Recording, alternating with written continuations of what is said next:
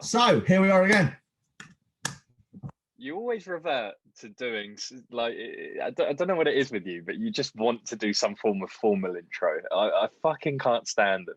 I feel like this is becoming our intro. It's happened the last 3 times. You go to, you clap your hands, and you go to say welcome back, and I almost saw it in your face. Then you stop yourself.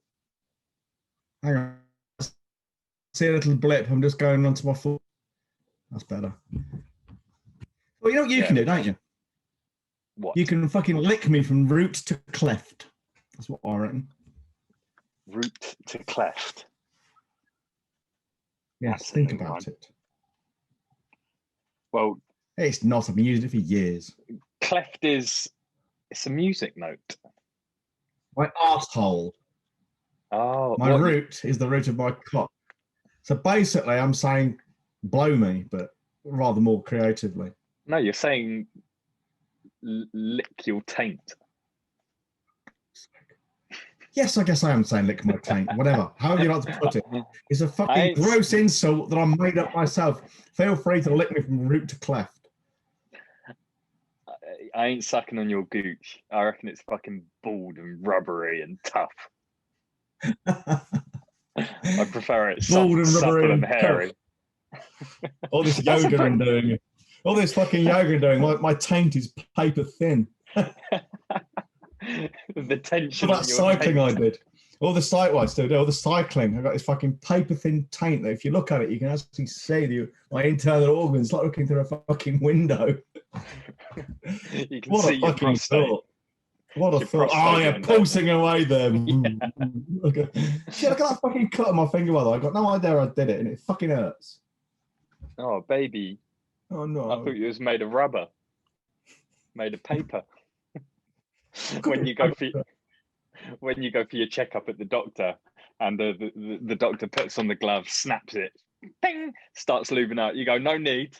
Look at my prostate window. It's in my tape. Whilst you're there, lick me from root to cleft. Sounds great, doesn't it? Oh God! Anyway, the worst of it is you go to the doctor, and he comes in and he says, bend over and fucking cough and things. He's got his finger up your ass checking your prostate. He goes out. The nurse comes in and says, "Who was that?" See, I'm not looking forward to when I turn the age where I need to have those sort of things checked. I haven't done it yet, to be fair. Have you not? A man of your age? No. Man of my age. Man of your ancient age. Do they get you on all fours? Are you on your back, your belly? I don't know. How would I know that? I haven't been able to tell you. I'll ask Dev, my doctor friend. I thought you would have asked him. It seems like the sort of thing you would have asked Dev. Never really occurs. It's never been on my radar. No. Just imagine how demasculating that would be, right? Get on all fours, and you just hear the fucking KY jelly over his latex. Worse, you hear the fucking zip of his trousers. Oh, yeah. Spit for? Fucking cheesy 1970s porn music starts playing. You see the camera. And you look over to his fucking computer on his desk, and he's got his fucking upload to xhamster.com ready to go. You think, fucking, there's something dodgy going on here, isn't there? He's live on one of those cam sites, and he just goes, "Oh, thank you, hard dick 420 for the $10 tip." All these payment notifications from PayPal coming in. You want me to do what? Oh, you can tell that we don't work hard enough, can't you? Anyway. What are we talking about today? What's the recipe today, Jim? You're too young to remember that, aren't you? Yes, I'm far too young to remember. Jimmy Young on Radio 2 used to do fucking some daily recipe. He had this stupid voice going, "What's the recipe today, Jim?" Yeah, that's one of awful. My enduring memories from my mother was listening to Radio 2. That and her fucking ashes in the sweetie jar on my dad's shelf for 10 years. Do you know what the funny thing is about this conversation, John? What?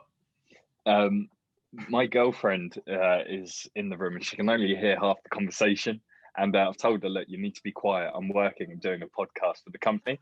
And she's smirking now. She's like, he's fucking lying. You got to be quiet and keep it professional. 10 minutes later, after fucking talking about prostate exams and xhamster.com, they get down to business, which is today. What are we talking about today? We're talking about the 5 words to change your life and business, aren't we? Well, yesterday was about 6 words, and today's about 5. So yeah, yesterday was the 6 most dangerous words in business, and today is the 5 words to change your world. In fact, to change everybody's world. What are they? What are they? That's a good question, Connor, and I'm glad you asked. Not at all contrived. Nope. 5 words to change your life. Dead simple. I've been using them for years, and if people would just take note, it would have changed their lives. It changed their businesses. It would if enough people did it. It would change the world. You ready for them? I'm ready. Mind your own fucking business. I feel like we touched on this in episode 3, didn't we? Quite probably. Another way to put it is stay in your own lane. Yeah. You know? And I don't just mean, it covers a whole gamut of things. I mean, it covers the gamut of people from people saying, these people are doing that over there and I really don't like it. It's pissing me off. Well, it's none of your business anyway. Mm-hmm. That's minding your own business. And also, minding your own business, and not in the literal sense of the word, is, we're in marketing, so we wouldn't presume to tell people how to fly an airplane or how to lay a floor or fit a roof. But people are too interested in having opinions on things they are ignorant about. And it seems that here's what I don't understand. It's rude, apparently, to tell someone, well, actually, I'm not interested in your opinion. It's irrelevant as far as I'm concerned. But it's not rude for them to offer it unasked for in the first place, to barge in on your thread on LinkedIn and saying, I don't think I like you saying this. Well, I don't give a fuck what you like. Just fuck off. Fuck off. Go away quickly. Short, jerky movements can keep fucking off until you're fucked off as far as it's possible to fuck off, and then just stay there so you're fucked off for good. What is wrong with people? Seriously. The funny thing is, John, when you present this to someone who isn't sane and rational, they almost think you're attacking them. Oh, yeah. When you say, like, your life would be better if you just mind your own fucking business. Oh, you used to tell me that. Well, no, all of a sudden, the amount of shit you care about is so small. You're exponentially happier. Oh, yeah, because everything, I suppose you could take those words at face value and find them quite offensive. But again, when someone says that something's offended them, well, one, they're wrong. It's not. They've offended themselves. They've chosen to be offended by something. And an easy proof of this, right? People say, no, it's not the intent, it's the words you use and how I interpret those words that matters. That's nonsense. Because if some Chinese bloke came up to me and starts swearing at me in Mandarin, I won't care because I ain't got a clue what he's saying. So clearly it's not the fucking words that's the problem, it's how you interpret them. Well, you could say something. We could say, mind your own business, your opinions are relevant. Some people will take offense at that and others won't. Well, that itself proves it's subjective because one person doesn't like it and one person does. Well, that's one man's meat is another man's poison and all that. That's as true of food as it is of fucking opinions. So people say, I'm offended. What they're saying is, actually, I've had an emotional reaction to something you've said and I want you to deal with it for me. And when you bring this out and you post on LinkedIn, particularly, I'm sure it's the same on other social media too, you will be attacked for it. Reason being, people love to give up responsibility for their own feelings. I was once called a pariah because I took this stance. And my reply to that was, what is it about being a pariah you find so scary? Are you that bothered about what people think about you? Being a pariah would be hurtful to you because you don't threaten someone with something unless you think it's fucking bad yourself. Yeah. People are idiots. It's just people frustrating. Are fucking stupid. People are fucking stupid and boring. We could make a whole nother podcast that isn't related to business, just called "People Are Stupid." And yeah. I reckon we could do a fucking hour episode a day just on that. But I'm gonna mind my own fucking business and just focus on the business. Mind your own fucking business and focus on your business. Well, two things by that. One is don't concern yourself with others' business, such as, gay couple get married in Scotland and you're living down in Devon and somehow think it's affecting the sanctity of your marriage. Well, your fucking marriage can't be worth much if some two guys bumming away in fucking Scotland is affecting it. It really can't be. And if your religion, your own faith in your own religion, because that's what it usually is, some religious bigotry. If your faith is so fucking weak it can be tested by a couple of homos up in Scotland, it's not a very strong faith, is it? It's just not, you know? Nope. If you were secure in your faith, you just wouldn't give a shit what the people are doing. And nowhere in the Bible does it say anything about God not liking people having things at their bum. You know, if Jesus and God were so fucking caring about us all, they'd be fixing fucking world poverty and hunger and disease and COVID fucking 19 and not worrying about what Jim and Derek are doing with a fucking dildo up in Scotland, wouldn't they? Seriously. You know? What is it about religious people and their fascination with bumholes?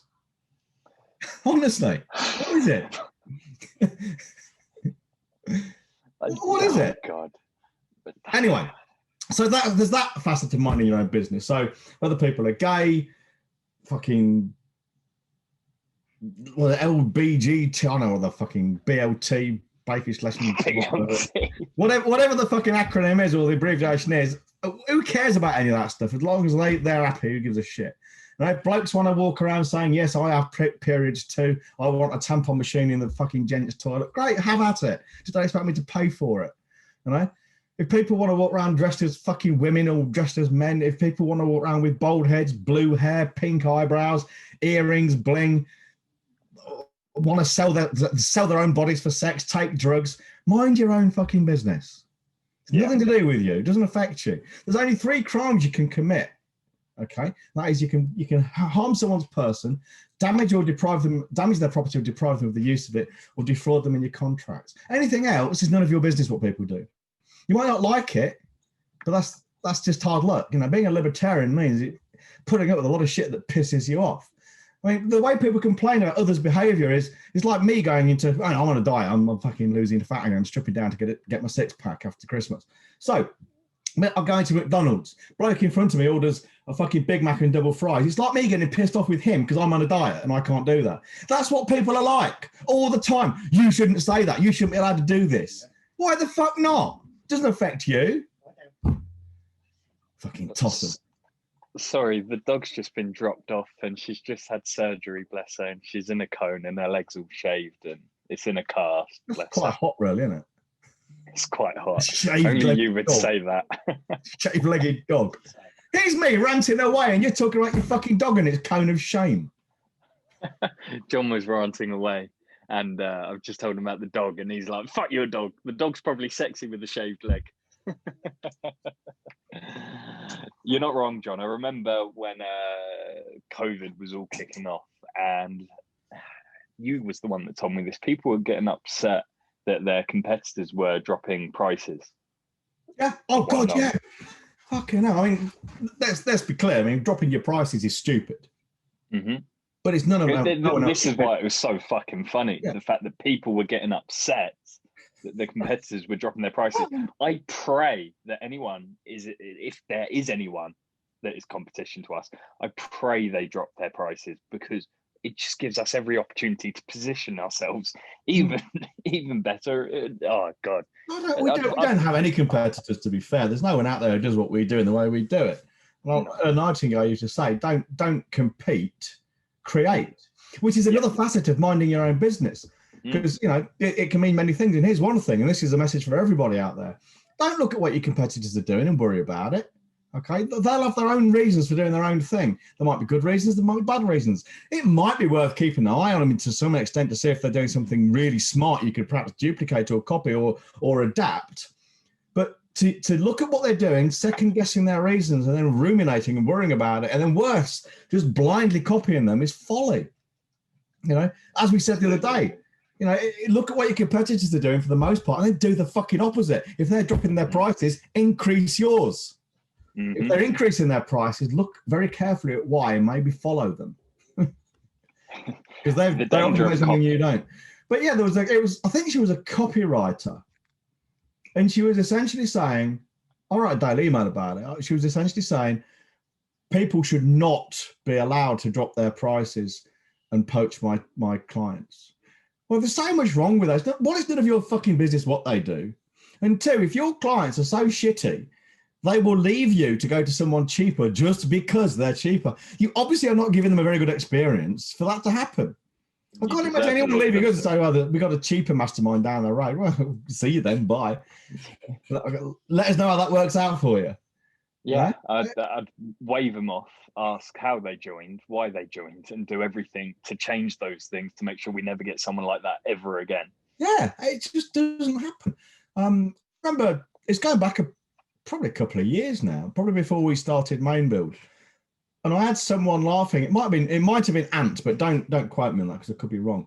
I had one of my guys send me an email. Some other twonk was trying to poach him from my elite group.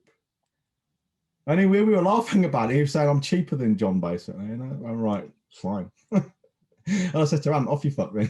And he said, "No, not a chance. Not a chance." I think it was Ant. It might not have been, but so yeah, mind your own business. And so don't concern yourself with what others are doing. Get pissed off at what they're doing. Copy what they're doing. Fret about what they're doing. Let it bother you in any way. You got your own fucking thing. Because here's the thing. There are 5 things you control. Excuse me, in the world. One of those is your burping. And those are kind of in this order, really. Your thoughts, your feelings, your beliefs, your decisions, and your actions. And if you think about it, all those things are within the confines of your own skull. Outside your skull, you control nothing. Because even your own body, we were talking about prostate. You can have prostate cancer. You don't control that. You can't stop it. One eye. I got one leg longer than the other. I've got 2 fingers that don't work. I've got joints that are fucking rusted up. And no amount of fucking. I mean, how you deal with it is perhaps the mindset issue, but the thing itself is not.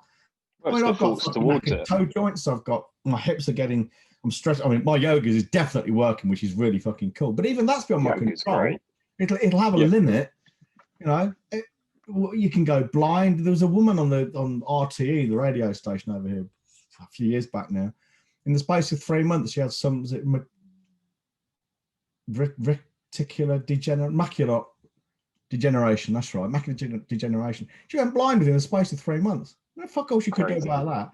And that'd be horrific. I mean, going blind is one of the few things that fills you with dread, And I think I'd rather be dead than blind, which I know is perhaps offensive to blind people, but I'm not blind yet. I might change my mind if my fucking eyes went. But mind your own fucking problem, you blind cunt. Yeah. Or nick your fucking stick and start moving your furniture around. I had a girlfriend who was legally. Was she legally blind? No, she was. She would have had to have. She would have had to have. Yeah. I've never heard that one before. Anyway, she's fucking dead now. That. She's the dead one. Oh, that's the dead one. That's the dead one. Maybe she would rather be dead than blind. Oh, yeah. I was going to say I'll ask her, but I can't, can I?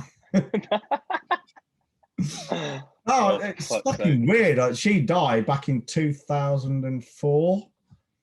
And I didn't learn about it until about 4 months ago. And that was 10 years after we split up. 1994 we split up. So it was a strange feeling. I mean, I didn't really give a shit. And after all, she did steal my fucking duvet cover. So, fair dues. Karma. It's fucking karma, that is. But she just dropped dead, sorting her horse out, putting the saddle on. I thought, again, she didn't control that. 1 minute she's there, she says the field's a bit woozy. Next minute she's fucking stone dead on the floor. We can all go that quickly. And none of it's within our control. So we control our thoughts, our feelings, our beliefs, our decisions, and our actions. And that's it. And we don't even control the fucking results of our actions, no matter how well we perform them.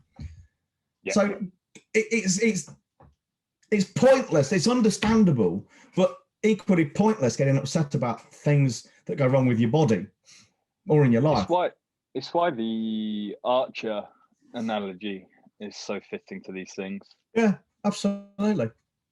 I could get pissed off about being short, falling to bits, my limbs, my joints and things, and autistic, but there'd be literally no point. All it would do is make me fucking miserable and change nothing. And it would focus me on my problems or my challenges and not any solutions. So I just don't do it, and I encourage others not to do it. those who follow us get better results. Those who don't, well, they wallow and languish and piss and moan and whine and gnash their teeth in the soggy biscuit circle jerk of misery and despair on LinkedIn about how we're bullies and offensive and all the rest of it. You know, fucking face of concern, you know. Well, So, the more the more people try and focus on the things that they can't control, the more chaotic their life becomes, because there's so many external factors that are outside of their control that they let affect their thoughts, their beliefs, their actions, yada yada yada. It's no wonder most people are miserable. It's most wonder most people feel like they're drowning. If only there was an antidote to that chaos. if only there is. There is. There is. Funny, really. Shout out. No way. The antidote to chaos. I mean, I stole that phrase. I think it's a brilliant phrase from Jordan Peterson. He's a really good example of people getting all aerated about things they don't control. Whether you like him or not, I don't agree with everything he says. He's got some very strange views on religion for a start. But I went to see him in Edinburgh. He was really entertaining, very interesting. But then again, he disgraced himself when someone asked a question in the Q&A afterwards, and I thought, Jordan, you should just say, I don't know. It was a question of, I'm autistic. It wasn't from me, but someone else said, I'm an autistic man. And it was a question about how should I interpret the feeling of love? But I could write fucking books on it, being autistic myself. Peterson has no idea, but he insisted on trying to answer the question. And I said to Sarah at the time, I said, he should just shut up and say, I don't know. But anyway, that's a digression. People get so upset and offended by Jordan Peterson to the point they're almost rabid about it. How much easier would it be if they just said, I don't like the guy, but I can't control what he says and it doesn't affect me, so I'm just not going to bother with it. That's it. Entire fucking, it's like a mansion filled with rooms which have got stuff in you don't like. And all you do, you shut the door and just leave it. Don't have to go in there again. Yeah, I'm going to focus on my own little rooms. So the antidote to chaos, I stole the phrase, an antidote to chaos in your own business and in life, is focus on those 5 things you control: thoughts, beliefs, decisions, actions, and feelings. Focus on controlling those and everything else will follow. It's as simple as that. It really is that simple. Not to say it's always easy, because, you know, somebody in your family dies. If you've not trained yourself to do this, you could be overcome with grief. But like I say, you can train yourself out of these things. You take these Stoic books and things, you read those. There are exercises where you go through the thought experiment of what would happen if one of my children died, and you kind of practice it in your mind. So when these things do happen, you're kind of prepared for it. My son, he was locked out of his room at uni during a fire drill, and he was freezing cold, and he said, I actually enjoyed it because it gave me an opportunity to face a bit of adversity, you know, in a controlled situation. So it meant when I was in a situation where I didn't control it so well, I know what it's like to be outside without a coat on, kind of thing. But that's kind of what we do. Put ourselves in comfortable situations where it's controlled. It's a bit like train hard, fight easy. Mm-hmm. Practice these things, these thoughts, these attitudes when you don't have to. So when you do have to, it's second nature. After all, your airline pilots don't practice for fucking engine failure when the engine fails. They practice for engine failure in the simulator. So when the actual thing happens, they just crash the plane. It's automatic, isn't it? That's the point. And I remember before, you might have been in Stoicism at the time. I know I wasn't. I think it was right at the beginning. And I think I was reading my first book with it. And you definitely was, because I think you was the one that put me onto it in the first place. I was reading my first book all about Stoicism. And I just remember thinking, this makes so much sense. A lot of this I've already been doing because it's common sense. And I messaged you. It's interesting that the Stoics say, practice for adversity, because I sent you a message saying I love taking my jumper off when I go for a walk when it's freezing outside, just to feel the cold, just to be uncomfortable in that moment. Yeah, and of course, it's also why we say things like, do practice your marketing and your positioning and your sales when you're busy and you've got plenty of money.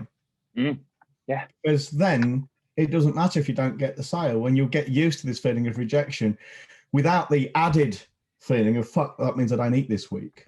Yeah. There is nothing worse than trying to practice a critical skill. And I'm using the word practice here. There's nothing, well, perhaps better to say there's nothing worse than trying to acquire a critical skill than when you absolutely need it there and then. Yeah. The time to do this stuff is when it doesn't matter. So you can relax. But yeah, people should take control of their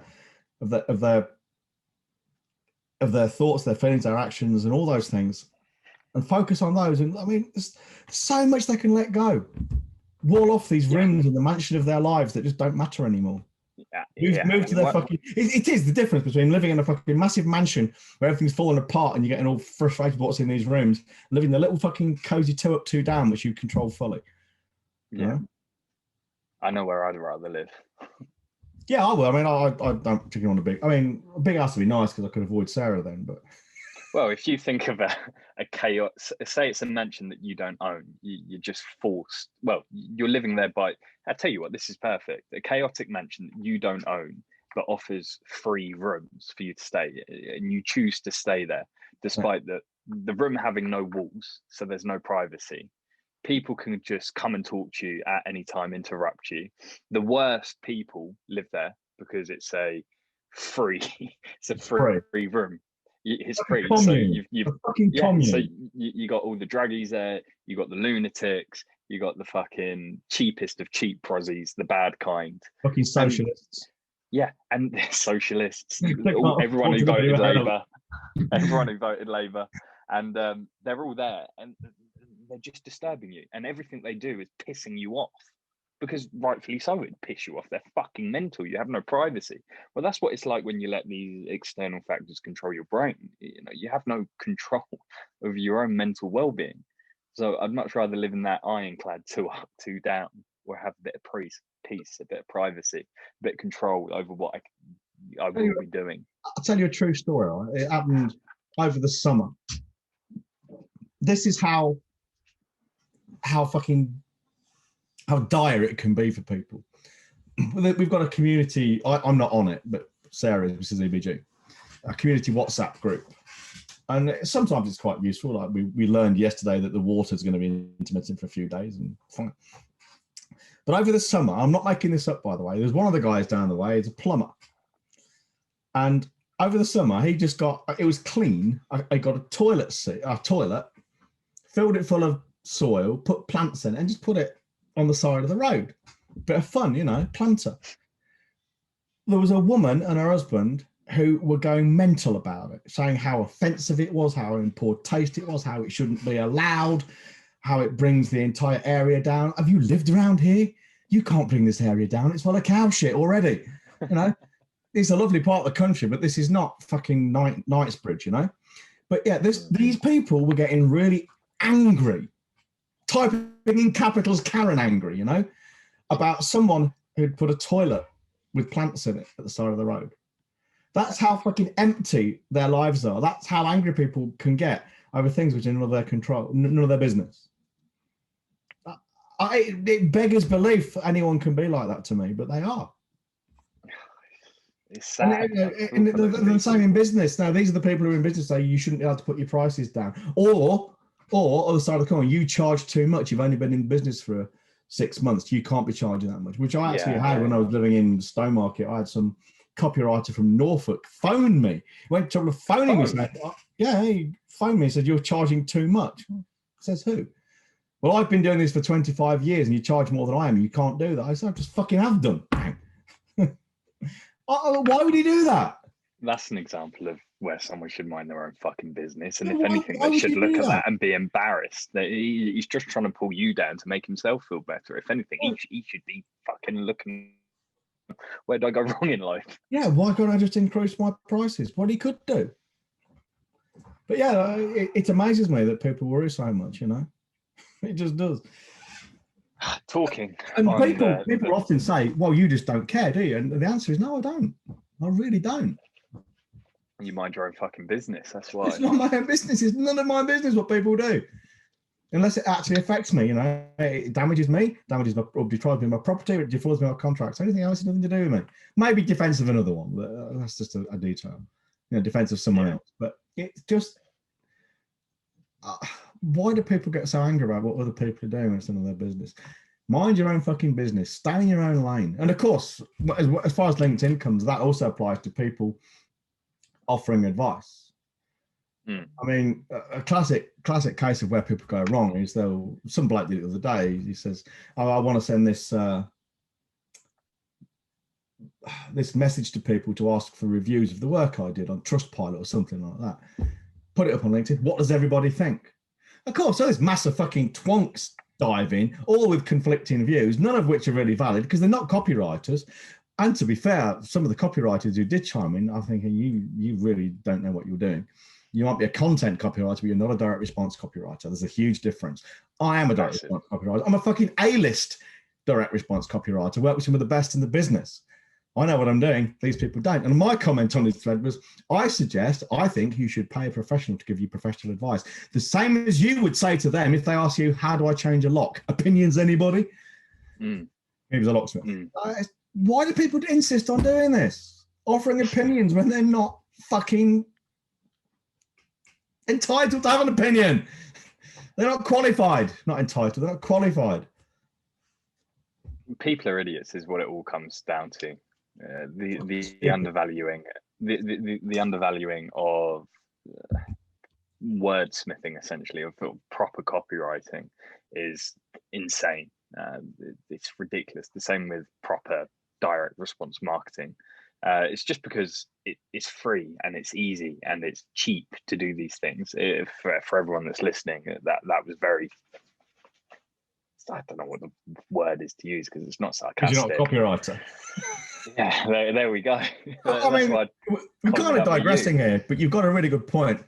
People do undervalue, well, not everybody, but a lot of people undervalue copywriting, especially direct response. And I've often wondered why this is. And again, this is just a hypothesis. I could be completely wrong. I've got no evidence at all. It's just a thought experiment, really. I think it's because the vast majority of people leave school able to write. I'd imagine so. So it literally is something I can do myself. It's not like laying bricks where it's obviously fucking shit because the wall falls over or the mortar's dripping everywhere. Good writing, and if people don't know what good writing looks like, that they have no way of judging, they have no way of judging. So they write something, oh, well, that's okay, it's fine. It's what I did at school, thought I was taught at school. It's fine. I can write. Why are you charging me all this money to do something I can do? So yeah, I think that's what it is. It's kind of the same with social media, isn't it? Because they can write and they're like, where can I put this for free? Because everyone's a cheap cunt. Oh, social media is free. All right, I'll do my shit writing and put it on a shit platform and then alter it to get engagement rather than focusing on my bottom line. It's madness. If you do that, by the way, you're a fucking idiot. Yeah. I saw some woman today. She says, I stopped liking my own posts a week ago just to see what would happen. My engagement's gone way down, etc., etc. So I'm going to start liking them again and be the narcissistic something like that. She's being tongue in cheek. My question to her is, what happened to your sales? She said, no difference. Well, as I said, fancy that. Engagement, again, off the topic here, but engagement is not only unnecessary, it's sometimes, and in my opinion, often counterproductive because you're attracting the wrong people. You start posting about things like Brexit, you're going to attract people who want to talk about Brexit. Yeah. Okay. If you want engagement, then start talking about things that are relevant to your business. Like if we wanted engagement, if that's what we wanted, we'd start discussions on things like pricing, getting decent customers, getting paid, having sales pipelines. I don't, because I can't be fucking bothered. And one of the reasons for that is educating people won't help because all you're doing is inviting people to argue with you. I don't discuss things on LinkedIn because I don't think anyone else's opinions are relevant to me. I mean, they've got their own views, that's fine, but I'm not here to have debates. I'm here to get customers and clients. I'm here to get to recruit people into my business who want to deal with me, not who want to kind of balance the probability to me and someone else. It's not like that. You know, it's a take. I'm not saying it's worthless. It's just not. It's just a waste of my time. And again, I'm not fucking educating people for free either. Yeah, we get paid for our shit, and we get paid. I'm going to drop some value bombs, Connor. value bombs, because then people can go and think, oh yeah, that's good, I'll try that myself. That's what they do. Well, fuck it. And I'll tell you what, tell you why, but you want the how, you fucking pay me, cheapskate. Yeah, people can fucking pay us. And if you can hear anything, poor doggy is trying to scratch her cone off. Bless her. Oh, for fuck's sake. It's like when your dog licks your bollocks and you say, I wish I could do that. And you say, you know, ask him nicely, he might let you. I definitely do not want to be the old puppy dog right now. You can't see it right now, but I've got my colleague Doris. She's on the chair on my throne, but I've got a little Jack Russell down here, Haggis, and he's actually lying in front of the fucking fan heater. He's no more than 12 inches away from that fucking fan heater. He likes being toasted. Yeah, he's going to cook himself up. Oh, he's just farted. For fuck's sake. I tell you what. Well done. Was that you? It's actually quite sad watching Poppy Dog. She's had major surgery. She's had a big mass cut off her what would essentially be her knee, anaesthetic, all sorts. Her heart is going like mental. There we go. That's what a healthy doggy looks like.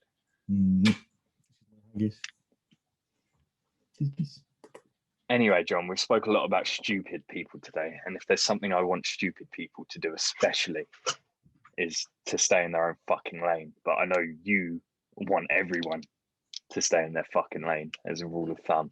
And you've told me that's the topic of your 1 minute hate. So are you ready for it? Oh, Haggis. Yeah, he's a bit fucking jelly. I think he caught his elbow. I dropped him on a razor blade. Dropped him on his head. Just like you did with your children, especially because Holly's such a fucking airhead. Just had to get that in there. Just because it pisses her off. It certainly does. We need to get a logo made of Holly Airhead. We do. Just her head is a hot air balloon. That's all I want. I'll put it on a t-shirt and send it to our clients and say sorry for when Holly's an airhead. People won't stay in their own fucking lane. Are you ready? I don't know. I think I already ranted about them, but I'll do my best. Right, we need it condensed into a minute. Yeah, just go mental. Ready? 3, 2, 1, go.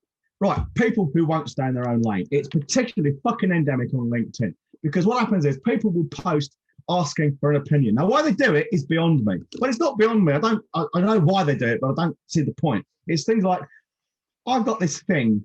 I've got this dilemma in my life. Got a question. What do you do when this happens? And all these fucking people come along and post their stupid, irrelevant fucking opinions. And the thing is, most of them have unqualified opinions, but it's rude when you tell them, well, that's just fucking wrong, or your opinion's irrelevant. I don't care what you think. And here's why it's irrelevant. 1, 2, 3, 4. Yeah, but it's my opinion, isn't it? Here's the problem. You've got opinions and you've got facts. Facts are a description of the way things are. Incontrovertible. Opinions are my feelings about things. People don't understand the difference between the two, and that is fundamental. That is fundamental to people staying in their own fucking lane. If you stay in your own lane, you understand the difference between facts that you understand and know, and opinions, things that you just fucking believe. Shut up. You're done. Interesting fact. In the middle of that, exactly 26 seconds in, anyone who's watching the video will see I run off. Poppy decided to suicide jump off the bed, considering 2 of her legs aren't currently working. She then got caught up in a bunch of fucking cables and now is probably in an immense amount of pain because she's just landed on the legs. She's had surgery. Sounds awfully like me doing yoga. So we talk about stupid people. I got a fucking stupid dog. Don't you jump off the bed again. I got to wrap this up, John. She's going mental. All right. Well, I've got 2 stupid dogs. I lie on the floor of my fucking yoga mat doing my stretches. And the fucking dog's coming looking down. Hello. What are you doing? All right, so I know what do we say? What do we say? What do we do? If you want fucking resources to sort your business out, if you want the antidote to chaos, we're currently uploading a load of shit to our free Facebook group. OTT Collective. That's where you want to go. And if you're really serious about sorting your shit out and you want to make more money take it away. Make more money with less work, less hassle, and fewer headaches by attracting the top kind of clients on demand, selling at higher rates and having it all happen in the background, hands off and on autopilot. Email Holly Email Holly. growyourbusinessfast.co.uk, and you can ask for some details about our Foundations Mastermind. Yeah, we get paid handsomely for it, but I still think it's vastly underpriced. So well, look, it's 3K over a year. You can split that into 12 equal installments of 250 quid. I would say to someone, and you get a 30-day walk away money back guarantee as well. So you risk nothing. If you can't make more than 250 quid back every fucking month from day one by following our stuff, there is something seriously fucking wrong somewhere. And ain't with our stuff because it just works. I'm not saying that it always works every single time in every circumstance, because maybe it doesn't. But what I'm saying is, if you're applying and it's not working, there's a way we can fix it, because there's got to be something seriously broken in there. Yeah, there's just no way it can fail. If you can't do it, there's something wrong with you. You probably should go and get a job at McDonald's or something. Well, there we go. And let's sign it off there. So take it away, John, one last time. Goodbye, everybody. In the meantime, we'll see you tomorrow. And in the meantime, stay safe, stay inside, wash your hands, only listen to fucking qualified opinions, and don't shit on your fingers. See you later. Ta-ra. Perfect. And I'll see you later, Johnny boy, on our Foundations Q&A. Oh, yes, you will, won't you? Q&A tonight. Yay. It sure is. I wonder what wonderful questions they've got for us tonight, Connor. Hopefully some good ones. Hope so. Bye.